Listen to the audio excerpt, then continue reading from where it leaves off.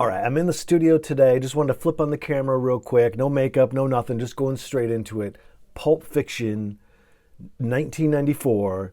We're coming up on the 30-year anniversary of this movie, and it got me thinking about what was the movie that got you into movies. And I was thinking about myself, like, what is this the movie that got me into movies?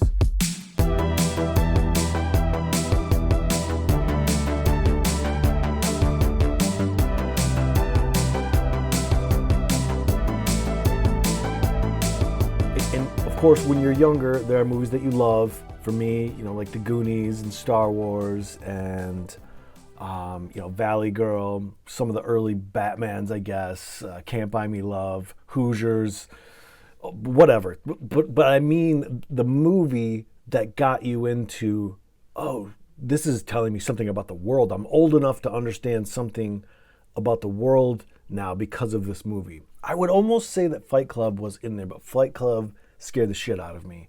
I didn't like the idea that somebody could be that split, let's just say. But Pulp Fiction, which I loved at the time and watched it about a year ago for the first time in forever, and it's just so good. It's so impactful still. And to think about it in the context of the time, it's a little bit like Smells Like Teen Spirit in a way, because it's the arrival of something that was completely unexpected. Something was happening in the 80s or whatever. Then it was just boring, for lack of a better description. Boring, something's got to happen. Boom, Pulp Fiction out of nowhere. Just doing all these crazy things that had never been done before, never seen before. And it really had a 90s feel to it in the sense that, if you were a 90s person, you'll know that it felt like to me there was a kind of attitude of, well, I could do that, like I could do that. Like if you're looking at bands, you go to clubs or whatever, and you think, I could throw a band together like that. That was kind of a big thing of the 90s that nobody talks about. And Tarantino was kind of that guy. The guy worked at a video store for 5 years.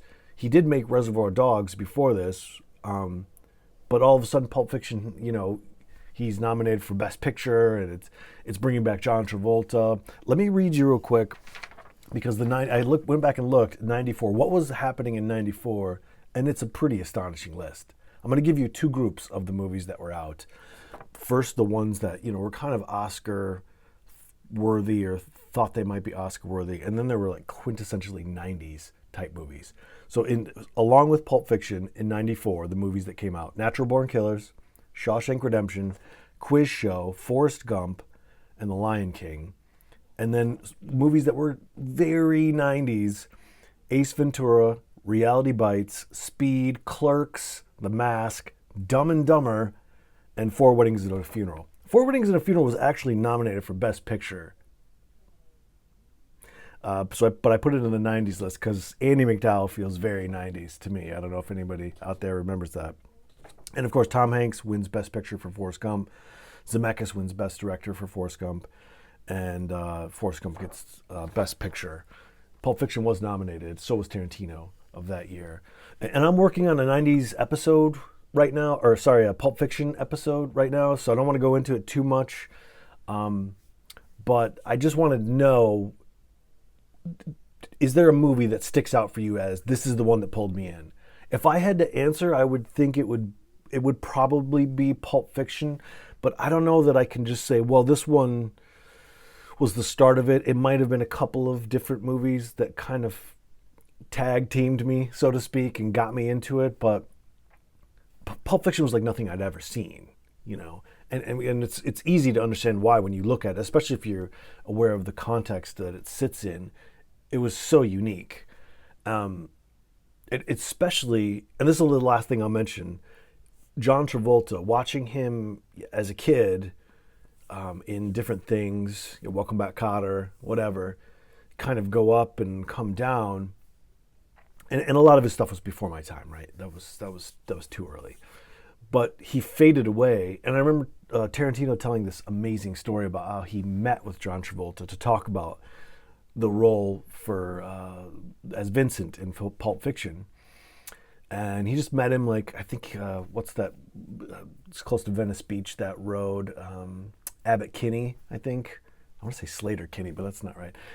Anyway, he met with him somewhere on there, I guess, and all he did was get mobbed. Travolta just mobbed, and Tarantino said he was like, it was so amazing to me because at the moment I realized, oh, Hollywood and the media think Travolta's a has-been and hasn't done anything, but people love him.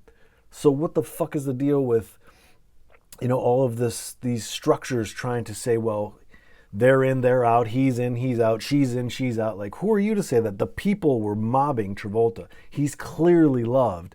And that was kind of the thing that made Tarantino, I guess, just go, this is the guy right here for Vincent. This is what I got to do. So yeah, for me, probably the movie that launched me into really loving movies, like taking that next step into learning something about the world and the possibilities and experience and life and consciousness and all that stuff. Was there a movie that does that for you? Do you still watch it? What do you think? Put it below. I'd love to hear it. All right.